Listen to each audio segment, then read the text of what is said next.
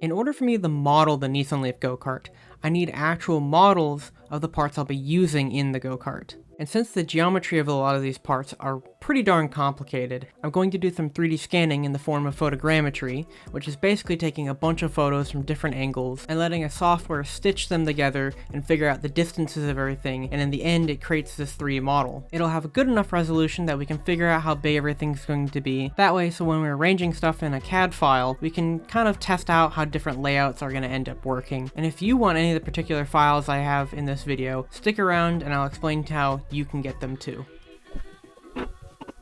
Charger, inverter, transmission, and then back down here, electric motor. Charger, inverter, electric motor, transmission. This part needs to come off because we don't need it.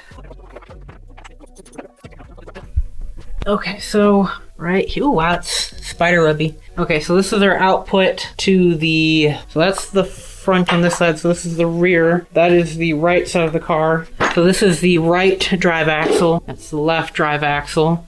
So this is the mount for a bearing. So we have to remove that bolt, that one, so we can take off this bracket here, so we can get to that one in there.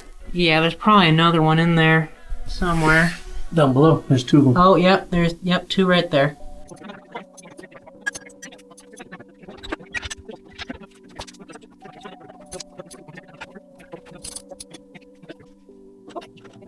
Grab it. Oh. Straight. Ooh, that's got some grease on it. Oh, straight on the spline. Just like you said, that's the motor. That's a lot smaller spline than I thought. Oh my god. I mean, I like how much surface area we have here. Look how many mounting places we have. How heavy is this actually? Not heavy. Oh yeah. Look at that, it's all nice and clean. Oh, and then it has alignment pins. It's nice. So, that makes this lighter. Wow, look how much that narrowed this up. Okay, now what? Wow, this motor's tiny. This long. It's a square. It's a square. It's as wide as it is long, as it is tall. A cube in maximum dimensions. Okay, well, I'm gonna grab a towel and I'm gonna try and clean all that grease up. Especially if we try and spin this up. I really shouldn't spin it back EMF, but it is kind of cool to feel the notching. Wow, it's very fine. Oh wow. Yeah, you can feel the little click, click, click, click, click. And the magnetic vibration on it. Yeah, it's very, very slight. It's a lot less than I thought. Here, let's actually get the full 230. thing up. Otherwise, it's cheating. 28 even. Yeah, 228. Wow, so that's about 70 pounds less than I thought. Given we took off the transmission, I'm gonna just set this weight like right here, and we'll see how much it goes up by. Okay, I'm just pushing horizontally. 270. Yeah, 267. Okay, so that weighs about 40 pounds. 267 altogether, 227 without the transmission. Well, that just means that we're 70 pounds lighter than we thought we were going to be. That's great. I really thought this was 330 pounds. Hey, we actually might hit our 1,200 pound goal. For clarification, I'm using Kiri Engine. On my phone, I'm using the Google Play version, and later on, we're going to end up using the web version. I'll get to more about that later. Yep, done uploading. So when this is finished processing and everything, we'll get this here a 3D model. So I just went around it once using the featureless object scan. Obviously there's a lot of features on this, so I didn't record that part, but I am going to record the part where I do the regular photo scan, take photos of it all the way around, that way so I can get really nice and close. So I'm going to go around it and do that right now. Now I just have to let that upload. It's cool to see that there's no transmission on it now. And here's our tiny motor. It's incredible. The size of a bread box. I mean, a little bit bigger than that. Not much, son. But yeah. You don't know the old size of bread boxes. I mean... Back in the day, that was the size of a bread box. It's like 2 of my hands' width. Yep.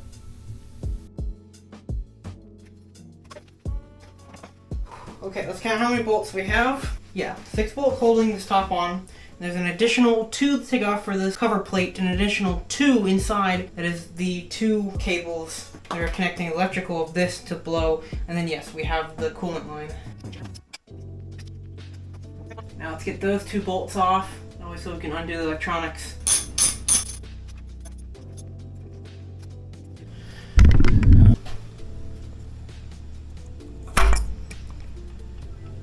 And there's our two contactors right in there. Water seal plug.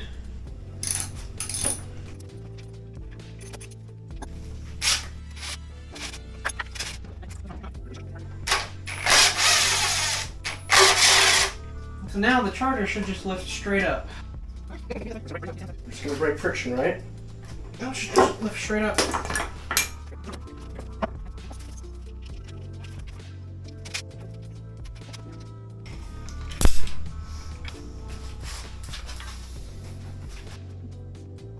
$64. In general, it is 64 pounds. Okay, so now we're down to just the inverter and the motor. So ideally, this is all we need. Let's figure out how much this weighs. Take a guess. I can see it. 230. 230? Mm-hmm.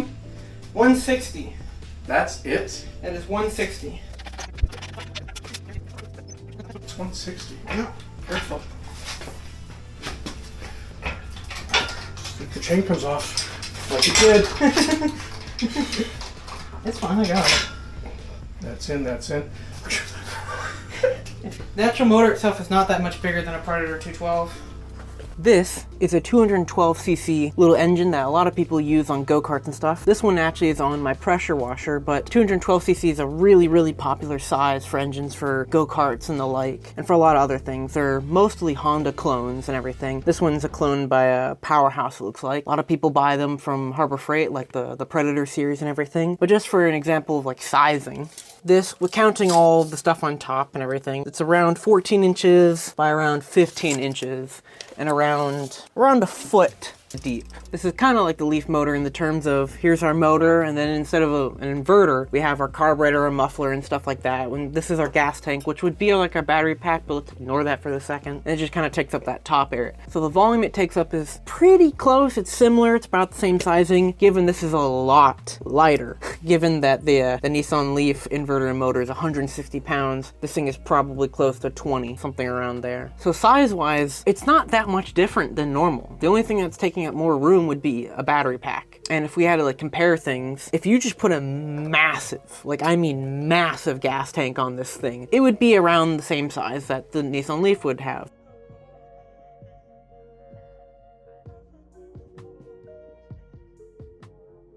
Well, we use this one in the 200 horsepower model. So that one can put out 200.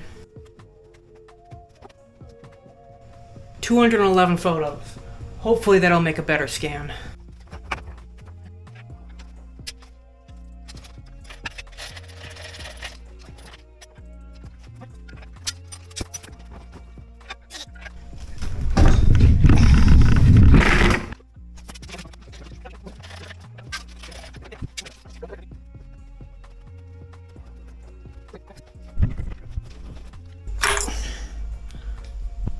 Those are the connectors in there. There those are. Let's get some more light in this. Yep, there they are. And then there's an embedded nut in the copper that we screw into.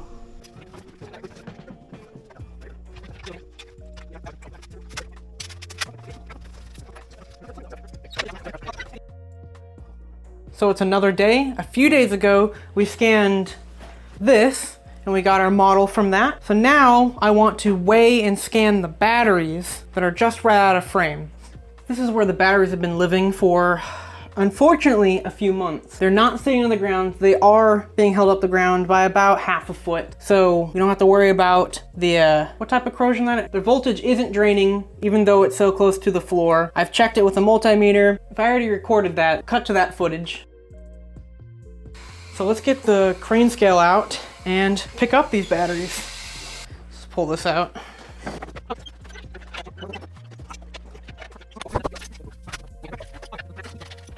Oh, it's 122. Oh, that's not as much as I thought. Yep. So that's module 1.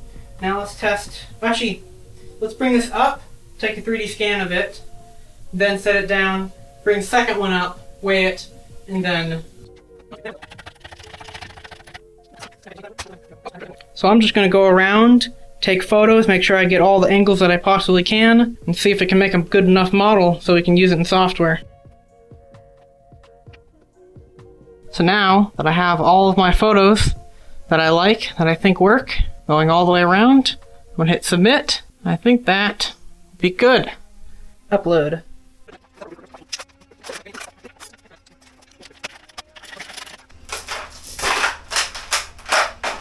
Says 125.5. Pick up the chain here. You said 125? With the chain and 120 with me holding it up. I'm gonna start scanning this one too. I'm gonna try both scanning types. And I think I'm gonna call all of these different perspectives pretty good. Everything is all in frame, cover every single angle, for all of them. So we're gonna hit object masking, store raw data, high quality everything, upload.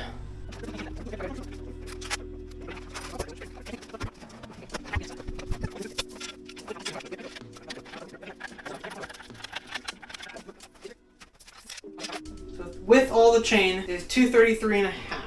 Hopefully this will be better quality. Uploading.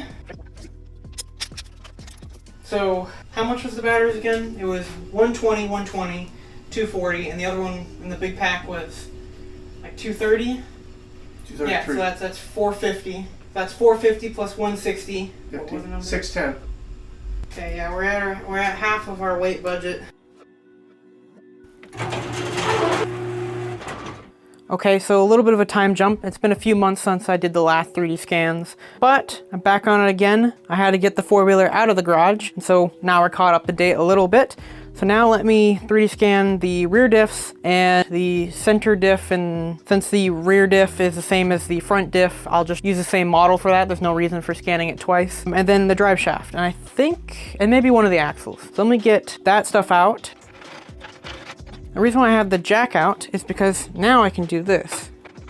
Now I have a little podium that I can set the diffs on that I can easily cut away in the editor. Well, one thing that 3D scans don't like is they really don't like a whole bunch of different lighting shifts. So I have pretty good lighting in here. I have 5 different lights above me. So generally I'm getting somewhat even lighting. Usually you want something that's pretty clean, the scan, but I'm actually gonna use the dirty, or the diff that has more dirt and stuff on it, because I think it'll help me out in the fact that if it's all one color, then it has a hard time figuring out where details are, but since it's a little bit dirty, there's a little bit of a color difference on it. So I think that might help the software figure out what everything is and how far everything is. Yeah, so this thing is fairly heavy, and since it's dirty, let me get some gloves on. Oh, jeez! Now let me get this balanced, because I really don't want this falling off. I might try a 3D scan where I just spin it, and I think I'll try another 3D scan where I walk around it. So I'm using the same app as before, no difference there, all the same stuff.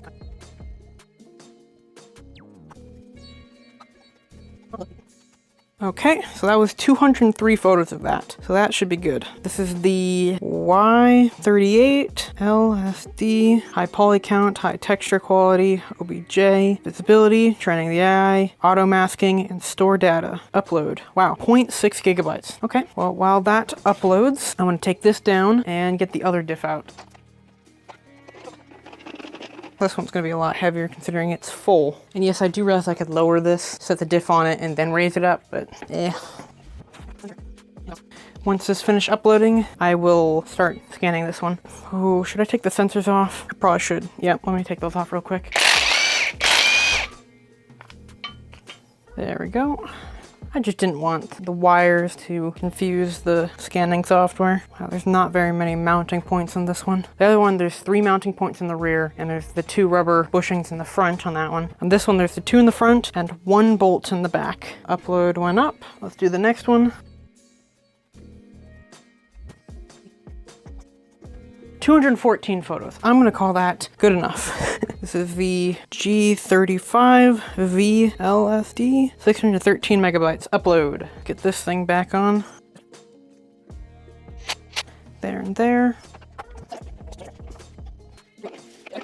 Oh, that's heavy. Next, this one should be really simple. Probably won't work, but I mean, scanning wise, if I am going to remodel this, I was looking at myself a base reference to go from. By the way, all these parts being black do not help the software. Software has a hard time figuring out, you know, what's to ignore is darkness, you know, versus black. That's why I wanted to keep the dirt, but this is not really dirty, so we'll see how this one turns out. Upload successful. Next, it probably really will not like this, but we're going to do it anyway. You know, it's basically a cylinder, so this will be really easy to model when it inevitably fails the 3D scan. The fact that this is symmetrical too does not help. It doesn't know which end's which. 97 photos. Upload, 1/4 gigabyte.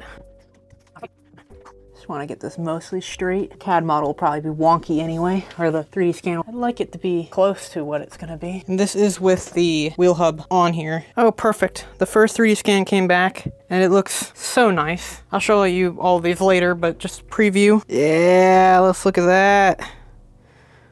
That's fantastic. You even got the jack in there. Fantastic. Gotta do this fast. Okay, exactly 100 photos. What's next? We got the 2 different differential types, Driveshaft, axle. Am I forgetting anything? Well, if we find out, I'll scan it. Okay, well, I think that concludes scanning, for now at least. Okay, so it is now, I'm glad you made it. So this is the software I use. This is Kiri Engine. This is the web version. The reason why I'm using the web version is you can upload all your images to here and have it processed from here, or you can do it on the mobile app on your phone like I did in this video, and we can view them in the web interface. We have it sorted by every single scan that we've ever tried to do. All the ones that have after they've uploaded and they haven't gotten the processing, aka they're waiting, they're queuing, the ones that are currently processing, the ones that have finished, and then the ones that have failed. Thankfully, we haven't had any fail. When it comes to the judgment of failing, that has to come to could it compute something at all? Thankfully, it could do something. Not every single something was a good something, I'll say. As I'll show you, there's quite a few duplicate scans that I've done, and there's multiple reasons why scans could fail, both for the software and for if it succeeded, but it still failed when you actually look at it. We'll look at a few of those. There's a few things that can make a scan fail in our eyes. That could be bad lighting, bad photos, not enough photos, and another thing is what you're scanning is not something that's conducive to scanning, and that's having things that are very dark, things that we have a hard enough time telling depth on. The software is absolutely not going to be able to figure out. So as long as you can figure it out and you take enough photos of the area and it's not shiny, reflective, when constant color, as long as it's not those things, you most of the time will be fine. That's why the diffs, they're usually one solid color, they're all black basically. And the reason why we left dirt on them is that way so it leaves kind of a tracking marker on it. It makes the software have an easier time figuring out where locations are on it. Things like the Driveshaft, which were really shiny and symmetrical, I didn't help it. It removes the amount of data it can pull from the images to recreate something that is the same part. So let's go ahead and take a look at some of these models. Let's go for the ones that were the most successful, such as, look at the G35 VLSD. You can see this one came out absolutely good. We got a lot of fine detail. We can see where the holes are. Obviously, this is not high resolution enough to be able to tell, to make patterns out of, but this is good enough that when we bring it into a modeling software, we can get a really good size reference for this stuff. Like, obviously, we're not going to get the threads in here. We can see that it is threaded. It's got the image of it, and we can get the general location of where that's at, where these hole mounts are. All that stuff is going to have to get figured out later. We just have to make sure that we accommodate for that stuff. Yeah, and it got underneath really well, which I was worried about since it was so dark. You can see it's a little bit more rounded over down here, but that is okay. That is not totally important information for us. We just need to know these surfaces and everything. The jack here, that can easily be edited out. And we can do that by just hitting crop. So it looks like it didn't align this space correctly. So what we can do, we can hit transform. By the way, this is much easier to do in the app. For some reason, the way they designed this, all the sliders versus just using the intuitive swipe your finger around, I don't know. Also the fact that transform is actually rotations, a little odd. Yeah, but if you want to do this really good, you pull this into something like Blender or Mesh Mixer, which I will have to end up doing to make these models a lot clearer. But just for demonstration purposes, if you just need a model that's good enough, this is the kind of thing you can easily work with. Okay, that is really darn close. I think that's good for now. So it's done. And since I do have a pro license, I'll enable the optimize texture. So right now, that'll load in a new version. It's gonna be the same thing. I'll show you basically what that does. We'll get to that in a second. So that was the G35. Here's the Y38. Looks basically identical, and that's really good. You can see that technically this is a hole through it, but since it didn't get enough information about where that hole actually went, it didn't actually fill it in. See, this is another screw that it didn't quite understand. That is okay. We have these general mounting points here, these general bushing mounts here, where the axles go in, and this front face plate. Also, whole crop thing here as well. As much as editing you can do inside of the scanning software, the better, because it already has the information to fill in the gaps that you were trying to fill in, because when you cut away stuff, you make holes. And if you do that in a different software and you remove stuff, it's going to fill it in with information it doesn't have. So it's most likely not going to be what you want. Now, don't be wrong, this is not the greatest editing software, as you've probably seen me fiddle with this, but it is better than not having the option at all right now.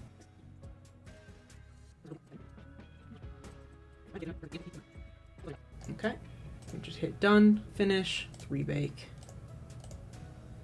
So now that's processing also. So those were two really good scans. I really like them. Let's go to the two that I was not so sure of at the end. One was the axle, and yeah, you can see the shiny bits here. They're not very happy. You can see the threads did not come out well. It is very shiny, very small detail relative to the length of this object. It was only 100 photos compared to like the 200 that the other scans got. So just all that combined, yeah, you can really see how the darker parts came out fine, but the really shiny parts are in the light. Did not come out well. But we have a general idea of what the shape of this is. So when we bring it into CAD, we'll have a better idea than just winging it. Because this is kind of a weird shape, even though it is radially symmetrical for the most part. So for right now, let me cut this out real quick. And now let's look at something that really did not come out well. Yeah, here's the drive shaft. You can see it kind of got that side, it kind of understood, and then it just kind of fell into this. You can see right here it was really shiny. For some reason it thinks shiny parts are non-existent, so it thinks it's a hole. Yeah, look at that. Look how crunchy that looks. But yeah, underneath it definitely did not understand. There is no red or blue down there. I don't really know where it's getting that from the image. Comment below if you think you know where that's from. And then as you can see, the giant glaring issue, the other side isn't here. And a good part of that is because this is symmetrical, both ends look the same. The data it gets when it just looks at the model it's creating, it's just not there. It doesn't understand it. It's just not enough information for it to understand that there's multiple parts here. Even though there is background clues and everything, softwares like this have a hard time dealing with that. And it's quite possible that since this has the auto object masking on, that it just didn't think that was part of the model and it just deleted it. So maybe if I reran it with that off, that would, you know, fix things, but then we'd have all of the room in the background. When you have other background stuff like the room, there's the issue that it will lower the resolution of the part you're actually trying to scan because of the poly count. So it tries to keep it overall the same amount of poly count. So the more stuff you include, the lower resolution you'll have on the part you're actually scanning, if that makes sense. So keeping that on generally helps you, but it can do stuff like that. How we're going to deal with this is I'm just going to probably in Mesh Mixer cut this right in half, duplicate it, put that end on the other side as well, and then just measure the actual length and just making sure overall the right length, because we just need the general image of it in the model. I do wish you could change the center of rotation like most editing softwares, but yeah, just being picky at this point, I think. You can see that these edits have been now processed. So now when we check on the edit, yeah, you can see it filled in that hole. It did not do that great of a job, but that is okay. Now we've seen the drive shaft, the axle, and the two different diffs, edited them so they'll work for later editing. Let's take a look at the stuff you probably actually really want to see, and the stuff I haven't really covered much. And that would be the motor, inverter, charger, that stuff. Let's start off with the first scan that I did. And this one came out fairly okay. Things are kind of blocky, not that great. And that's, yeah, you can really tell up here it did not come out that well. I was worried about this being shiny and stuff, so I used the featureless object scan. I've since learned that is for much smaller stuff that are a lot more smooth and shiny, and that is not the actual use case of this. So if we go and look at LeafStack 2, which is a conventional photo scan, look how much better this looks. I mean, sure, the spline is a little bit wonky still, but you can actually tell where all the details are and mounting locations. Of course, this is not nearly as good as a professional, like a laser scanner or stuff like that, an actual dual camera, the stereo camera scanners. Sure, but just from, you know, having your phone taking photos, this is a really, really good, easy use case and pretty cheap too. It's a lot cheaper than the other options. I'm actually not going to end up using this model. These files are publicly available right here, share. If you guys need these files, they'll be on, I have them in multiple places. There's a lot of files here, so I'm not sure I'll put them all in the description, but I definitely will have links to the Discord where they will all be there, and of course they'll be on the Patreon as well. Additionally, for all Patreon users, all of the high quality download files will be available. So if you don't have an account, you don't want to deal with that, and you want these files, they're there. They should also be on the Ko-fi, which is also linked in the description. So we remove the charger from the Leaf motor. That's right here. I already pre-edited it for us, and that's what this looks like. It's a lot higher detail scan. You can tell I took 211 photos here for this scan. This is most likely what I'll be using in the actual editing model, because I actually want to relocate the charger somewhere else in the vehicle. I don't want it stacked on top because it's making it really, really tall. I don't really like that. So I'm relocating it. Very clean model. Very good. At least in the amateur space, it's pretty good. And then for the people who need the charger and the charger alone model, it's right here. Sure, there's still some chains and stuff that are in the 30 model. That's really easy to edit out. Part of the back is missing, and that's because it was really, really dark in that area. But the real important part is that the connectors that you need are right here and right here. So for the most part, that should be fine. Now, if you don't care anything about the Nissan Leaf motor, inverter, all that stuff, but you want the battery packs, this is the section for you.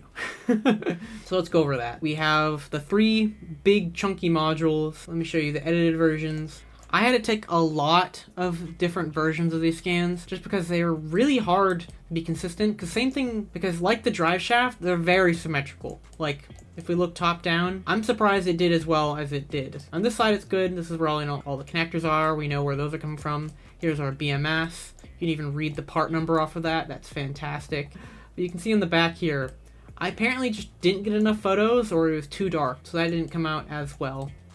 Well, that's why we have multiple scans of this stuff. Yeah, this one didn't come out. Holy crap, this one was terrible. Okay, well that was all I had of the big pack, so this is the best it's probably going to get. Those holes can be patched though in Mesh Mixer. Again, for Patreon members, I will be downloading the high quality versions of these and fixing them. Again, all these files are free, but if you wanted the high quality, cleaned up versions of them, they'll be on the Patreon and stuff. Now let's get to the 2 front smaller modules. This is the front right. You can see we still have some chains in here and stuff, the connectors.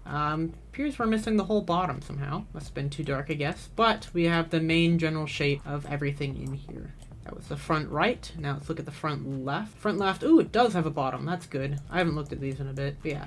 Generally, this is a better scan. Now, the reason why I took the front left and the front right as 2 different scans, I just didn't use, the same scan for both like we did the G35 diff, is because they are not the same. They have the same number of modules, yeah, they have 12, 4, 4, 2, 2, that's 12 total. The difference, though, is where the connectors are. I mean, the connectors on the front right module are on this side. This is front left, so it's on this side. The bus bar connections are not in the same location. See? Those 2 are right there. In the front right, see, now they're on the opposite side. They're not on this side, they're on this side. Given they're in the same general location, though. You obviously don't want to accidentally flip those because you will not be having such a fun time. But there is a bunch of these scans, so if there's a part you're missing, and they're not in one scan, but they're in another, feel free to piece them together for your own use. And so here it is after it's finished processing. It didn't do that really well, but overall, that should be plenty good for what our use is going to be. And that's a pretty clean model for anybody who needs to use it. Yep, that seems not ideal, but usable. Yeah, that needs a decent amount of fixing. There are plenty of tutorials online about how to use this kind of 3D scanning tools like this. This is mainly the photogrammetry type, which you can use your phone. This has progressed a lot in the past few years. When I first started, it was pretty terrible. I'm not gonna lie. You could really only scan really, really small stuff, and you basically got a blob at the end. So the fact we can get anywhere near the quality of this is insane to me. Now, there are other type of photogrammetry apps. This is Kiri Engine. There's Polycam, which is more meant for bigger areas, but can do this kind of stuff just as good. And if you have an iPhone that has I believe it's the LiDAR scanner, there's apps for that. Pretty sure Polycam can take use of that LiDAR scanner as well. If you're looking for something that's more handheld, a lot of the RevoPoint scanners, obviously there's the big contender that's the EyenScan scanners. There's, I believe, the Creality hand scanners now in the market as well. Obviously, I'm not sponsored by anybody, so I'm saying whatever the heck I want, and I'm using the cheapest one I can get. So that is Kiri Engine photogrammetry. I do have the paid version, but that's just so I can upload and download in any quality I want at any time that I want. I got the full year for like 36 bucks, so it's pretty cheap. It's pretty darn fast. After an upload, it maybe takes around 20 minutes for you to get your scan back, and you can download in any quality that you want. It doesn't really matter. I believe the free version, you can take the scans as much as you want. You just can't download it full quality, which is why I'm providing them in locations. From here, all you need to do is hit download. You can choose whichever version you want. This is the advanced settings. You can have it downloaded as a quad mesh if you want to use it in a modeling software. They can actually utilize quad mesh like Blender, Fusion 360, I believe SolidWorks, and probably Onshape as well. All those popular ones. And you can get material textures straight from it. I didn't even know they had a rig option. That's cool. Yeah, but you can also download it in whatever file format you want that fits your use case. So if you want to scan a person, you can scan them, have it as an FBX, and then have an auto-generated rig. That's pretty cool. If there's someone out there that needs one of these scans that I have, that wants it in a quad mesh, or wants it in a different file format than what I have posted, let me know. I'll make an update. It's not very hard. I just don't want to upload, 18,000 versions of every single file for someone who only needs maybe one copy. But yeah, if you say you want, the 8K resolution version, just let me know. Yep, and it's as simple as just hitting process and send.